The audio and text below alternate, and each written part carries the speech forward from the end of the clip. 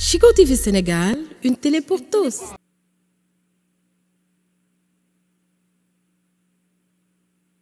Président de l'Assemblée générale, Mesdames, Messieurs les chefs d'État et de gouvernement, Monsieur le secrétaire général, Madame la secrétaire générale adjointe, Mesdames, Messieurs, distingués invités. Avant tout propos, je voudrais saisir cette tribune pour saluer à nouveau la mémoire de mon compatriote, Amadou Makhtar Mbow, qui vient de nous quitter. Ancien directeur général de l'UNESCO de 1974 à 1987, il fut un homme d'État émérite et un fervent acteur panafricain de la lutte pour les indépendances.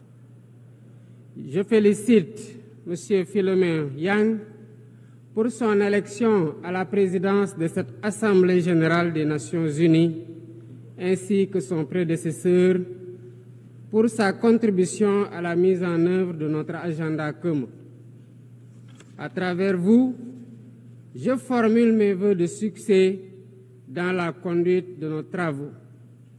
Je salue également l'engagement constant du secrétaire général Antonio Guterres, dont les efforts pour promouvoir la paix, la dignité humaine et le multilatéralisme sont plus que jamais nécessaires. Le Sénégal renouvelle son plein soutien à sa mission en ces temps de turbulence mondiale. En prenant la parole aujourd'hui, je suis habité d'une conviction profonde: l'unité dans la diversité est la clé pour garantir le développement durable et la dignité humaine pour tous, partout dans le monde. Ce thème de la présente session, qui guide nos discussions, nous invite à repenser nos responsabilités collectives et à nous assurer que les principes fondamentaux des Nations unies, définis il y a près de 8 décennies, continuent de porter la promesse d'un monde plus juste et plus équitable. Mesdames, Messieurs, nous vivons dans un monde troublé, où les principes de la Charte des Nations unies, qui prônent l'égalité, la justice et le respect des droits humains, sont chaque jour mis en mal. Les conflits s'étendent, les inégalités se creusent et les crises climatiques aggravent la vulnérabilité de millions de personnes à travers le monde. De surcroît, nous assistons à une remise en cause inquiétante du multilatéralisme, à un moment où l'humanité en a le plus besoin. Le monde doit se regarder en face, sans complaisance. Les valeurs que nous avons juré de défendre sont piétinées dans plusieurs régions du globe. Que l'on soit à Gaza, à Tel Aviv, à Dakar ou ailleurs, chaque être humain est porteur de cette égale dignité, une dignité qui transcende les frontières, les cultures et les appartenances religieuses. C'est notre devoir à tous de veiller à ce que cette dignité soit protégée et respectée pour chaque être humain, sans exception. Ce devoir est l'essence même des Nations unies. Pourtant, nous constatons chaque jour que le droit international, ciment de la paix mondiale, est souvent violé. Des résolutions adoptées par cette Assemblée sont ignorées. En tolérant ces violences répétées, nous foulons aux pieds les principes de la Charte des Nations unies et sapons les fondements même de cette maison de la paix. Jamais les fondements des Nations unies n'ont autant vacillé qu'en ces temps de violence et de peur et d'incertitude. Si nous voulons éloigner le spectre de la guerre et œuvrer à l'avènement d'un monde meilleur, alors il est temps de changer les paradigmes. Il est temps de remettre l'humain au centre de l'agenda international, comme nous y invite le thème de cette session. Monsieur le Président, Mesdames, Messieurs, nous ne voulons plus fermer les yeux sur la tragédie qui se déroule dans le Sahel. Des groupes terroristes sèment la terreur, pillent, tue les populations civiles innocentes. Cette région, autrefois stable, est désormais en proie à une violence quotidienne, tandis que les Nations unies, particulièrement le Conseil de sécurité, restent trop souvent inertes. De même, nous ne pouvons pas accepter que le Sahel devienne le théâtre de rivalités de puissances étrangères dont les affrontements ne font qu'aggraver la déstabilisation de la région. Je dois rappeler ici que la paix et la sécurité de l'Afrique sont indissociables de la paix mondiale.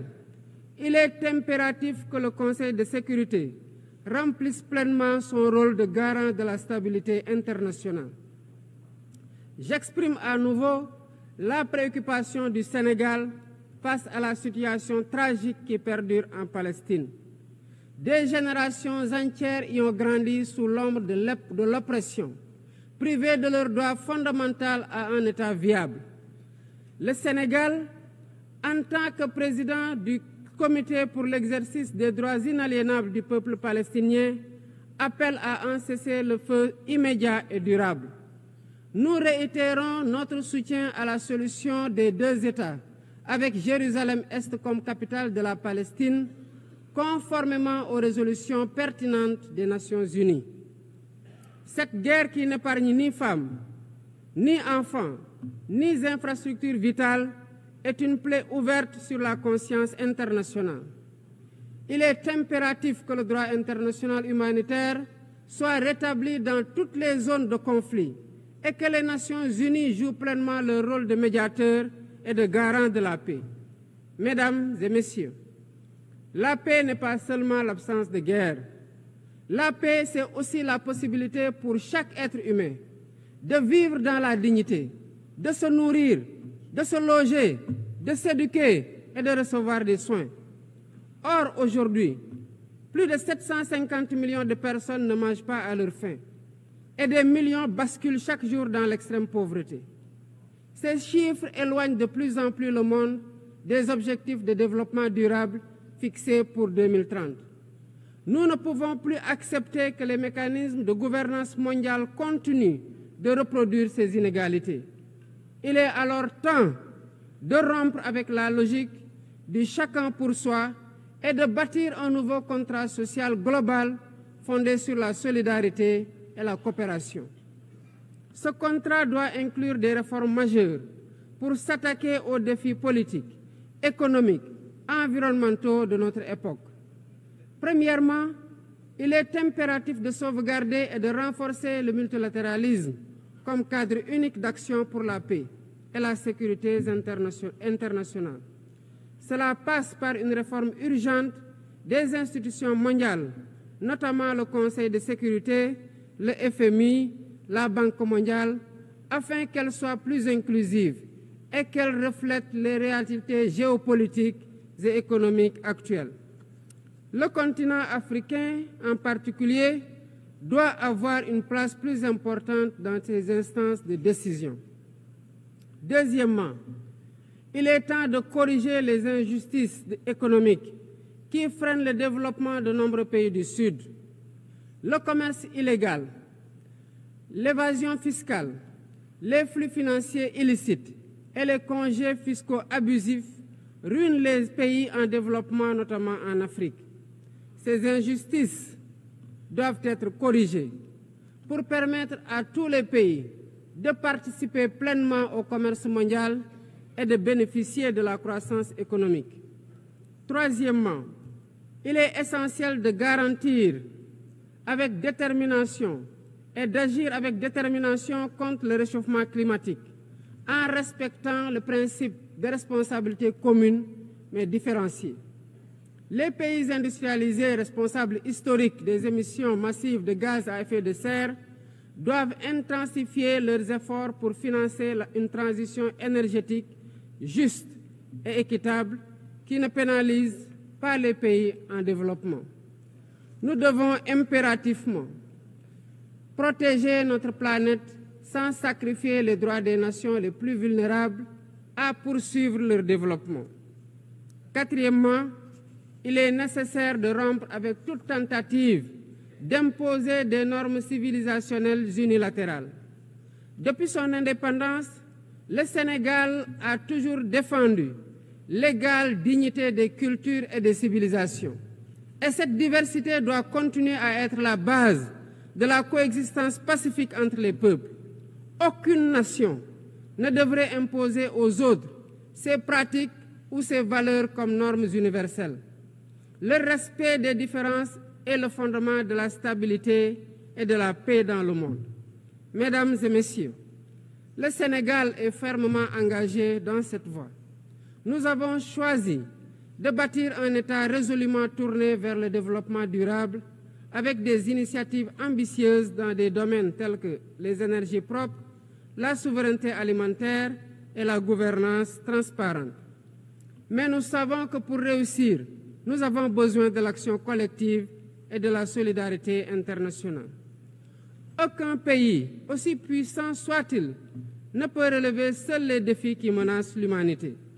Il nous faut donc agir ensemble, unis dans la diversité, pour construire un avenir où la dignité humaine est respectée, où la justice prévaut et où la prospérité est partagée. C'est par la coopération et le respect mutuel que nous surmonterons les crises qui secouent notre monde. Je vous remercie de votre aimable attention.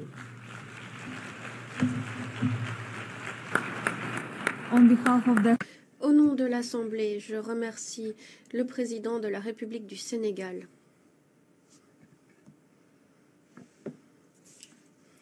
L'Assemblée va écouter l'allocution de son Excellence Sylvanie. Chico TV Sénégal, une télé pour tous.